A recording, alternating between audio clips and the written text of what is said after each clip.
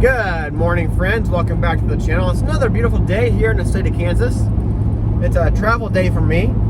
I've been working really hard on the house, getting it done, and I've run out of some materials, so I'm going to go get some more materials and some things to finish out the house, and that way we can start moving in soon. We're going to start moving in within the next week and a half. But with that, today's video, I'm going to hit on a couple of things. So, while I drive and while I'm working, a lot of times I'm listening to several people. I listen to Joe Rogan occasionally, Tim Pool, Jack Spirko, and several other podcasts. But those are the big three that I listen to. They're about an hour and a half, 2-hour podcast every day. And, Tim Pool, he's not a conservative and he's not a liberal. He's, well, a modern day liberal, I guess you could say. What he's talking about today, he is a liberal, but he's a conservative liberal. And if you listen to Tim Pool, he kind of opens your mind and kind of shows you the things that you should be watching out for. Now, that's not really part of this video, but just somebody that I suggest you listen to get a different perspective on things, because he's a well-educated, well-rounded individual. So, today is November 2nd, 2020. So what does that mean? Well, every second matters. What is every second matters? Well, it's a little movement that was started by a group of YouTubers years ago. And it kind of designates the second day of every month to talk about the Second Amendment. Talk about firearms, to educate the uneducated, to train the untrained. It's a good day to practice what you preach, more or less. Go out and get some training. It's a good day to get to the range. I don't care if it's Monday. Get to the range this evening, guys. Coincidentally, today's the 2nd and tomorrow's the 3rd. Right? Tomorrow is the general election for the President of the United States, along with thousands of other small things at state and local levels. Now, your vote tomorrow could make or break the future of the Second Amendment. Now, I know there's going to be an argument against one way or the other. I'm not telling you who to vote for. What I am telling you is to get out and vote. Your vote does actually matter. Like I said, in 2016, there was a big stink about how, Hillary Clinton got, X amount, thousands more in the popular vote, and that should be the big, winner right there. That's why we had the Electoral College, to make sure that we don't have that gap in the popular vote and possible fraud. Now, like I said, I'm not going to tell you who to vote for, one way or the other, but I'm going to tell you that your vote does matter. Now, there's a lot of things at the state and local levels that are extremely important, not only against the Second Amendment, but other things that come up. Your local representatives, your local laws and regulations that are put on the ballot, all things that are important to go to the polls for. Now, Tim Pool, he has discussed this. He was talking today, actually it was yesterday's podcast, but it uploaded today, I believe. But he was talking about how easily people are swayed by headlines from the mainstream media. Here's a good one. USA Today said that Biden was up by, I think it was like 7, 8, maybe 9 points in the polls. And then it says Trump could lose if Republicans don't get out and vote. If Republicans don't get out and vote.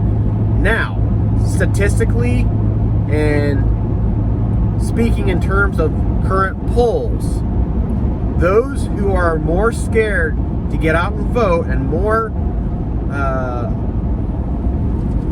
have a higher chance to be mailing in their ballot are Democrats. That is a fact. There are some polls that have shown that the more conservative Republicans are more like, you know what, I'm going to the polls, I'm going to cast my ballot and go home. While other people are scared to get out because of COVID. So that headline that says Biden's up by these X amount of points and Trump could lose if the Republicans don't get out and vote is a scare tactic. It's to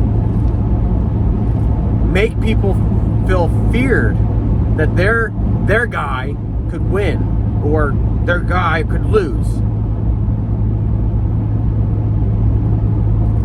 Now here's the thing too, is that Tim Pool was talking about in yesterday's podcast, all of Biden's get-togethers, rallies. I mean, there's really not that many people out there showing up, but all of them have a very small turnout. And Democrats will back that up by saying, well, they don't want to spread COVID, and they want to keep the crowd small, while Trump's rallies are thousands, 5 digits, 5-digit deep in people. I don't care if Trump has 5,000 people show up or 57,000 people show up as they did this last weekend.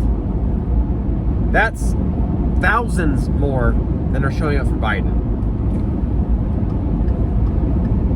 Like I said, I'm not here to persuade you to vote for one person or the other.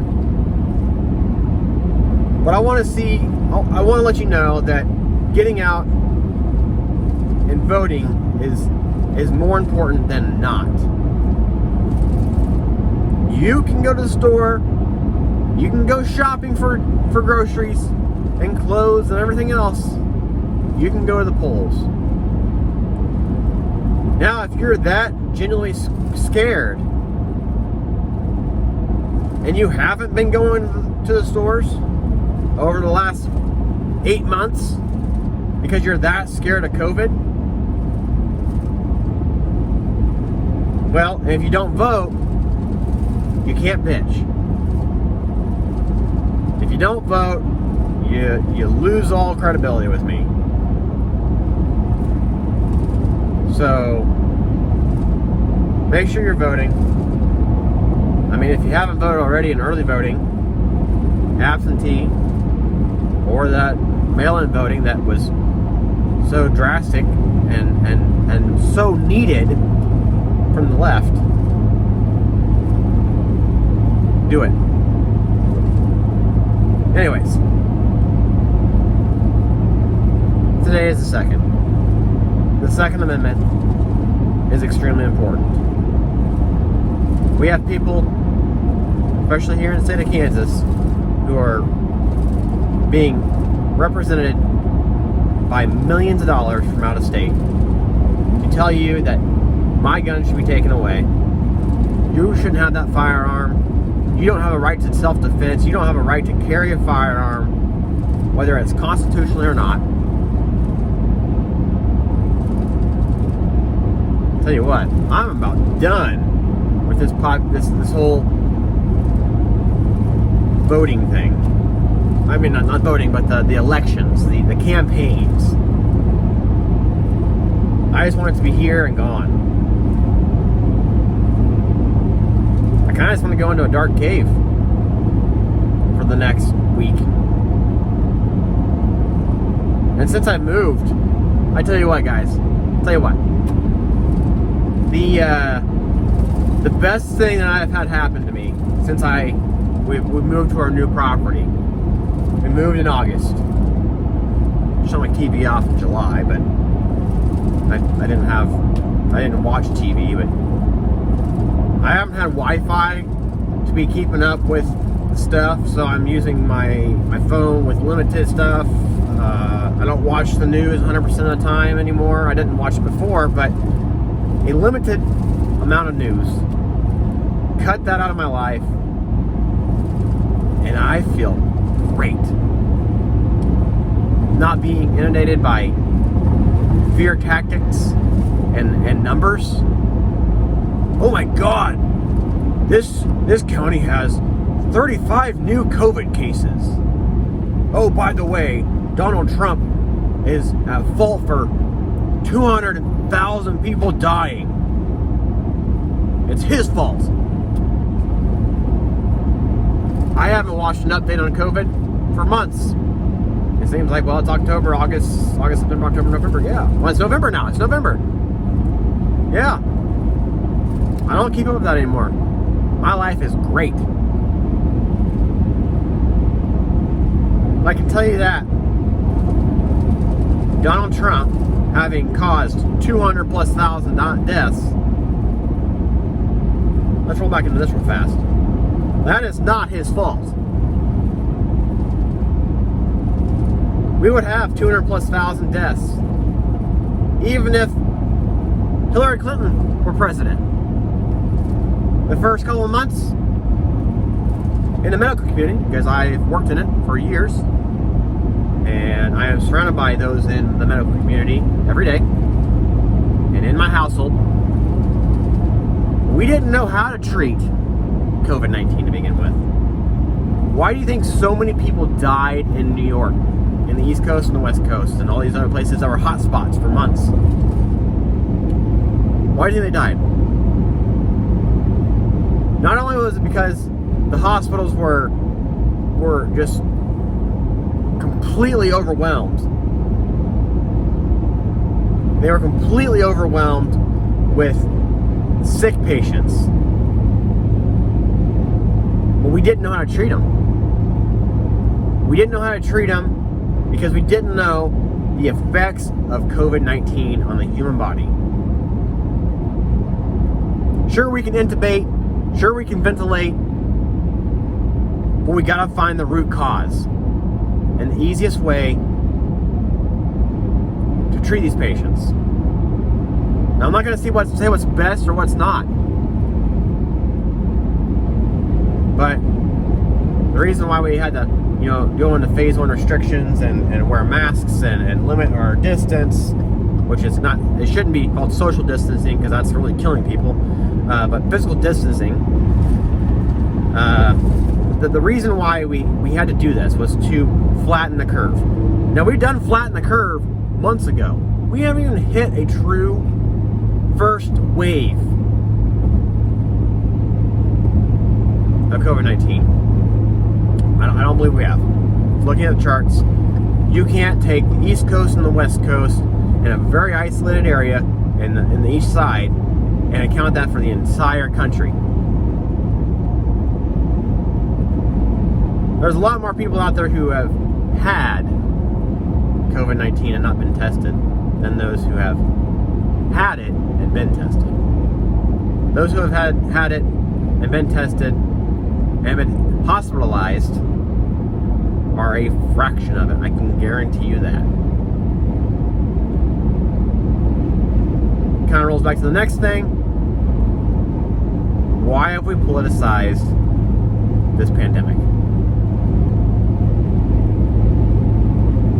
That is what your vote counts for. We have literally politicized a virus. So much so that we have tried to get relief from the government. Government has tried to get relief for us. And it's been politicized so much that one side versus the other has either approved or denied relief for you.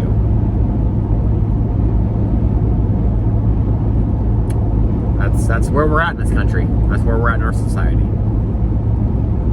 Anyways, I'm almost to my destination. Gotta pull off here in about 1.5 miles. So you guys keep calm and carry on. Stay safe. See you later. And let's go in. Wash those hands. That sanitizer. Look at this. I bought this in March. Why did everybody buy all the sanitizer and bleach up, guys, and all the toilet paper? I use this once, every time I'm in the vehicle. This is all I've gone through. Is one bottle in the vehicle. That's in and out of stores. Taking all this hand sanitizer off the stores, and now all the hand sanitizer smells like alcohol, and not rubbing alcohol, but like tequila. Ugh. See you later, guys.